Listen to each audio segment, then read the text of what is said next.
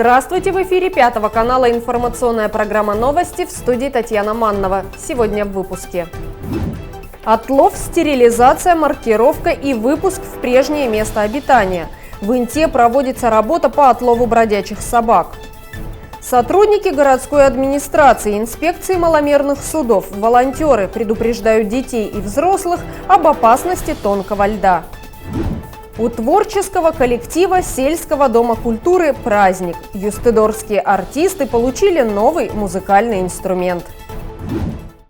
Власти Республики Коми отменили ряд дополнительных противоэпидемических мер в связи со снижением уровня заболеваемости коронавирусной инфекцией. Соответствующие изменения внесены в указ главы региона. Ограничения касались сферы услуг, сообщила пресс-служба главы Коми. Исключен ряд пунктов из перечня противоэпидемических мероприятий, необходимых для организации работы юридических лиц и индивидуальных предпринимателей в условиях распространения новой коронавирусной инфекции COVID-19. Также отменены ограничения, касающиеся работы бань и саун, торговли, прачечных организаций, химической чистки изделий, ателье и ремонтных мастерских. Исключены требования по социальной дистанции, предварительной записи, передвижению в учреждениях и заполняемости помещений.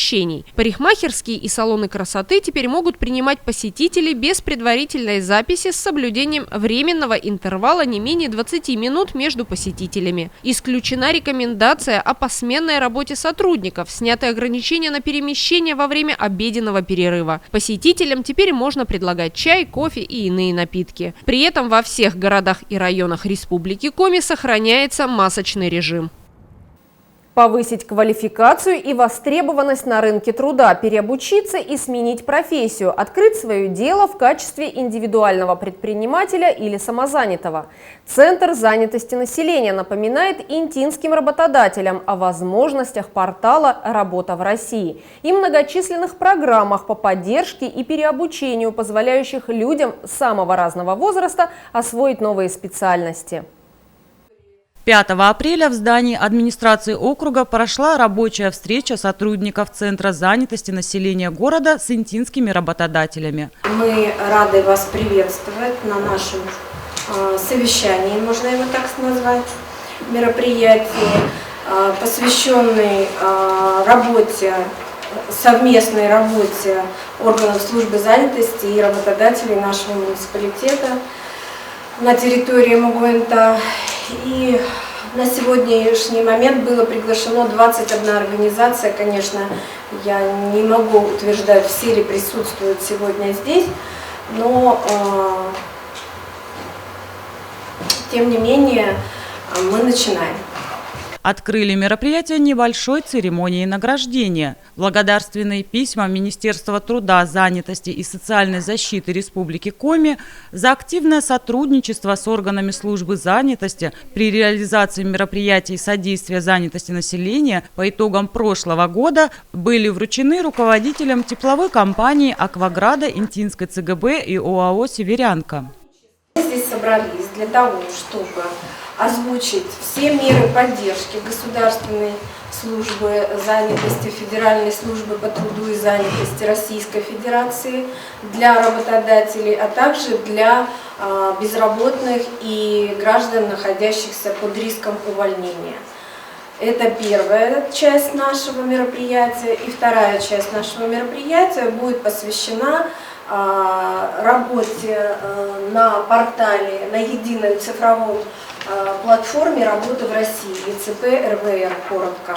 Сотрудники центра проинформировали всех присутствующих о мерах государственной поддержки работодателей в рамках действующих программ в 2022 году по субсидированию временных и общественных рабочих мест, а также переобучению, повышению квалификации в рамках нацпроекта «Демография» безработных граждан, граждан, ищущих работу и некоторых категорий работников организаций. Запись на переобучение в рамках нацпроекта «Демография» на портале «Работа в России» уже открыта. Обучение можно пройти бесплатно и получить знания по востребованным в регионе профессиям. Всего соискателям доступно более 23 тысяч образовательных программ. В ходе рабочей встречи особое внимание работодателей было обращено на предоставление ряда государственных услуг по психологической поддержке, социальной адаптации, организации профобучения и дополнительного профобразования, содействию начала осуществления предпринимательской деятельности для граждан, находящихся под риском увольнения и многих других.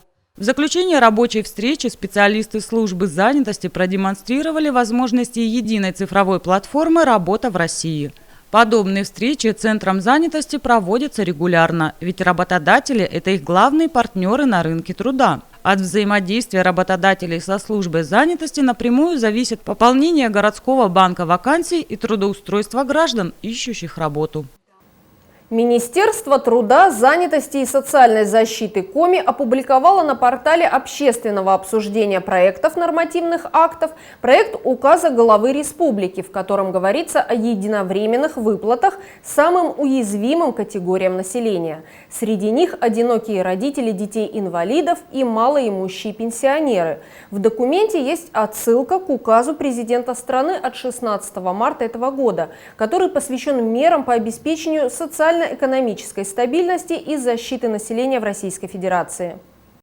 В указе главы Коми предлагается произвести в мае-июне этого года единовременную выплату в размере 5000 рублей двум категориям получателей – одиноким неработающим трудоспособным родителям, опекунам, которые ухаживают за детьми-инвалидами в возрасте до 18 лет и которые являются получателями ежемесячной компенсационной выплаты в соответствии с республиканским законом о социальной поддержке населения. Вторая категория – одиноко проживающие неработающие пенсионеры, мужчины старше 60 лет, женщины старше 55 лет, материальное обеспечение которых не достигает установленной в регионе величины прожиточного минимума пенсионера. В пояснительной записке к проекту указа сообщается, что на 1 марта 2022 года в республике насчитывается 444 одиноких неработающих родителя, ухаживающих за детьми-инвалидами. Материальное обеспечение таких семей складывается из социальной пенсии по инвалидности, которая составляет около 16 тысяч рублей, федеральной компенсационной выплаты по уходу за ребенком-инвалидом 12 тысяч, федеральной ежемесячной денежной выплаты на ребенка-инвалида около 2800 рублей и республиканской ежемесячной компенсационной выплаты 3000 рублей. Таким образом, средний размер дохода семьи с ребенком-инвалидом, которого воспитывает один родитель, составляет около 35 тысяч рублей в месяц.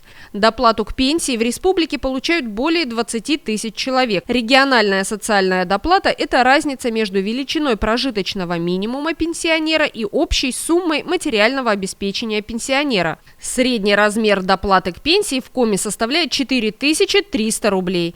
Из общего числа получателей была выбрана наиболее уязвимая категория пенсионеров – одиноко проживающие люди, их около 5000 человек. Получатели доплаты к пенсии – это неработающие пенсионеры, получающие минимальные пенсии. К сожалению, среди указанных граждан зачастую встречаются пенсионеры, остающиеся после выхода на пенсию один на один со всеми трудностями. Не всегда одинокий пенсионер в силах в полном объеме позаботиться о себе сам, если у него нет детей и других родственников, которые могут это сделать. Рассчитывать он может только на помощь государства, объясняется в пояснительной записке.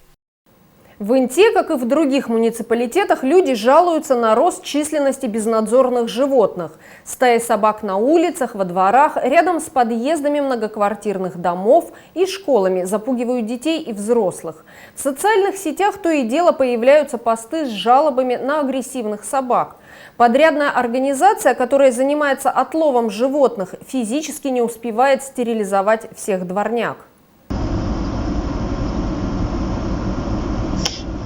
По контракту подрядчик должен отловить собаку, привить ее, стерилизовать и отпустить обратно. Эта работа в Интинском округе ведется на постоянной основе. Специалисты выезжают ранним утром по точкам, где люди видели собак. А их сегодня можно встретить практически в любом уголке Инты. Стаи живут не только в микрорайонах, но и в центре города. Собак подкармливают сердобольные интинцы. Некоторые бабушки приносят еду животным целыми ведрами и тазами. Численность дворняг растет. лед. Защищая свою территорию, они бросаются на прохожих. Несмотря на жалобы на скопление бродячих собак, которые нападают на людей, нет правовых оснований уничтожать животных. Никак? Не выпускай. Да мне перчатка нужна будет. На. Настя. На. Меня начали кидаться, когда я начал доставать. Собак обездвиживают с помощью специальных инъекционных дротиков. После укола они быстро засыпают. Затем в теплой машине их доставляют на осмотр к ветеринару. После этого животных стерилизуют, помечают биркой и спустя несколько дней возвращают туда, где отловили. Некоторых собак пытаются пристроить в добрые руки. Постоянного содержания собак в приюте контрактом не предусмотрено. Организация физически не может отловить всех собак и оставить их у себя. В Инте проходит профилактическая акция «Тонкий лед». Специалисты Государственной инспекции маломерных судов, городской администрации совместно с волонтерами проводят комплекс мероприятий, направленных на снижение происшествий на водных объектах в период таяния льда. Главная задача – предотвратить гибель людей на воде. В рамках акции организовываются беседы и занятия с детьми, рейды и патрулирование водоемов, вручение памяток и листовок с правилами безопасного поведения на водных объектах. Приближается весенний паводок. Период таяния льда и снега требует осторожности и соблюдения правил безопасности на водных объектах. Именно поэтому сотрудники управления ГОЧС администрации округа, инспектор ГИМС и волонтеры вышли на центральную площадь города с профилактической акцией. В рамках мероприятия специалисты вручали интинцам памятки и напоминали о необходимости соблюдения мер безопасности во время таяния льда на водоемах. Погода более уже начинается теплая, поэтому возникает опасность выхода на лед. То есть у нас в городе очень много рыбаков-любителей, которые выходят на водоемы для того, чтобы в весенний период поймать рыбу, там просто отдохнуть. Выезжают на машинах, это уже является нарушением. Ледовые переправы пока у нас еще действующие, пока еще не сильно критичное все это состояние выхода воды на лед. То есть, уже все к тому идет, что скоро будет закрытие, и, соответственно, выход на лед будет вообще закрыт. Об этом будет предупреждено население через СМИ, через ресурсы интернет-порталов. Регулярные беседы с рыбаками и раздача памяток о безопасном поведении на льду в период таяния позволяют добиваться главного – недопущения происшествий и гибели людей на воде. Помимо этого, особую бдительность стоит проявлять родителям. Больше всего несчастных случаев весной на реке происходит именно с детьми. Были случаи гибели детей в 2016 году. Это не секрет, всем известно. На Юстидоре за домом прямо утонули, погибли 2 детей. Просто тоже игрались без надзора.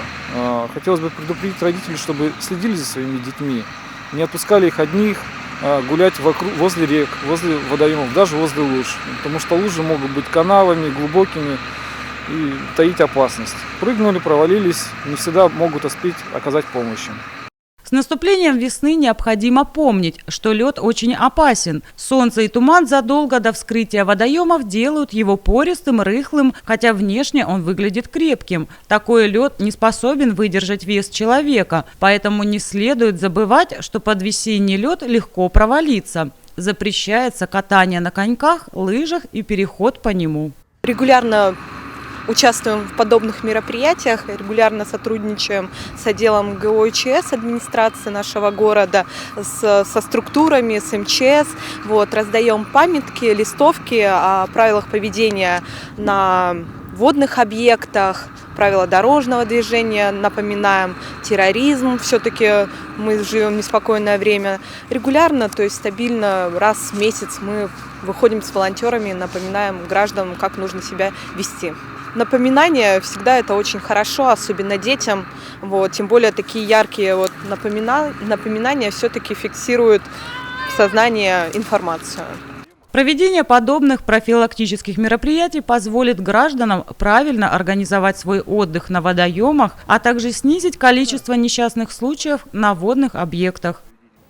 С 4 по 13 апреля в Республике Коми проводится первый этап межведомственной комплексной оперативно-профилактической операции «Дети России-2022», которая направлена на предупреждение распространения наркомании среди несовершеннолетних и молодежи, выявление и пресечение фактов их вовлечения в противоправную деятельность, связанную с незаконным оборотом наркотических средств, психотропных веществ и их аналогов. В рамках оперативно-профилактической операции сотрудники полиции посетят общеобразовательные организации, расскажут школьникам о негативных последствиях потребления наркотиков и о серьезной ответственности за участие в их незаконном обороте. Будут проверены места массового пребывания несовершеннолетних и молодежи, досуговые и торговые организации с целью выявления подростков, находящихся в состоянии наркотического опьянения и причастных к незаконному распространению запрещенных веществ. Особое внимание участники акции уделят подросткам, находящимся в социально опасном положении. С ними проведут разъяснительные беседы, индивидуально-профилактические мероприятия, в том числе направленные на организацию их досуга и занятости. Запланированы встречи с молодежью, подростками и их родителями по повышению правовой грамотности, проведению культурных, спортивных и просветительских мероприятий, творческих конкурсов антинаркотической направленности. Стражи правопорядка рекомендуют подросткам и их родителям помнить об ответственности, которая грозит за хранение, сбыт и употребление наркотиков, не терять бдительность и сообщать о фактах употребления и распространения наркотиков в полицию. Ансамбль народной песни «Лебедушка» поселка Юстыдор готовится к праздничному событию. В этом году вокальная группа отмечает юбилей. Творческому коллективу исполняется 20 лет. 30 апреля для поклонников ансамбля и ценителей народной песни в сельском клубе Юстыдора пройдет праздничный концерт. Накануне круглой даты артисты получили ценный подарок – новый музыкальный инструмент. Долгожданная мечта работников сельского дома культуры в поселке Юстыдор осуществилась. Благодаря поддержке главы Республики Коми Владимира Уйба и мэра Инты Владимира Киселева ансамбль народной песни «Лебедушка» смог приобрести новый баян. На старом музыкальном инструменте работать было невозможно, говорят сотрудники клуба. Он уже давно износился, несколько раз ремонтировался и заклеивался. Культработники совместно с общественностью поселка попытались решить свою проблему с помощью проекта «Народный бюджет». К сожалению, республиканский отбор инициатива не прошла, но она была услышана руководством города и региона. Деньги на покупку нового музыкального инструмента были выделены. В прошлом году мы написали проект на народный бюджет для приобретения баяна. Старый баян пришел в негодность, он был необходим, потому что на нем работаем. Но проект не прошел. Это, видать, увидели, услышали, что необходимо, мы доказывали это. И с руководством города Инта и с нашим главой Республики Коми общались по видеоконференции. И нам одобрили это, покупку баяна, выделили нам средства для приобретения. И хотелось бы, конечно, сказать огромное спасибо, он нам на самом деле необходим. Пообещали его в октябре подарить, в конце сентября-октябрь, но подарили его сейчас. На что мы очень благодарны. Спасибо огромное, потому что на носу у нас отчетный концерт вокальный ансамбля народной песни «Лебедушка». Но вообще у нас все коллективы любят работать под живую музыку, под баяны. Это в последнее время фонограммы, а раньше же, вот в те года еще, в прошлом веке, да, всегда работали под баян, под живой звук. А так как у нас Юстыдор очень певческий коллектив, они и пишут песни сами, музыку сами пишут, они всегда работают под баян. И для Юстыдора это огромный подарок, еще и в честь 20-летия ансамбля «Лебедушки» получили этот подарок баян. Я думаю, что они теперь надолго он им хватит, и они нам будут дарить новые песни, в новом исполнении. И коллектив, я думаю, пополнится еще, и все будет хорошо.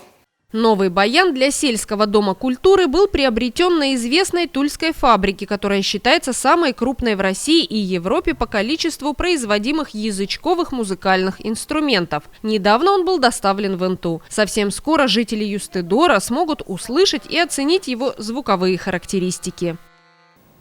В Республике Коми постепенно закрывают зимние автодороги и ледовые переправы. С 5 апреля администрация Инты прекратила прием заявок на проезд частных лиц на личном автотранспорте по маршруту Инта-Печора и Печора-Инта по вдоль трассовым проездам Печорского линейно-производственного управления магистральных газопроводов в связи с закрытием ледовой переправы через речку Черная под железнодорожным мостом. И это все, о чем мы хотели рассказать вам сегодня. Смотрите новости на 5 канале и будьте в курсе значимых событий Инты. Всего доброго и до свидания.